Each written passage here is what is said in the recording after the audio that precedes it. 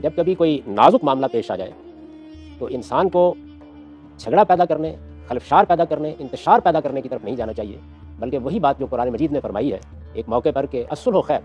یعنی مصالحت ہی میں بھلائی ہے۔ اگر آپ دوسروں کے ساتھ معاملہ کرتے ہیں تو اس کو صلح کے ساتھ کیجیے، مصالحت کے ساتھ کیجیے۔ یہ نہیں ہو سکتا جب تک کہ مختلف چیزوں کو آپ اچھے طریقے سے ایڈجسٹ نہ کر دیں، ان کے اندر موافقت پیدا نہ کر دیں۔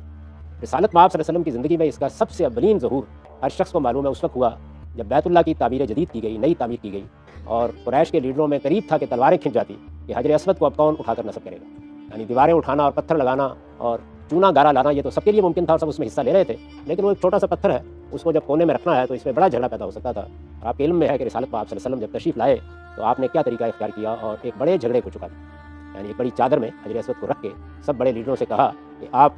اس کے کونے پکڑ لیجئے اور سبھی پکڑ لیں اور اس کو نصب کر دیں، اور آپ یہ دیکھیے کہ اس موقع پر آپ نے یہ بھی تقاضا نہیں کیا کہ مجھے بھی اس میں حصہ ملنا چاہیے۔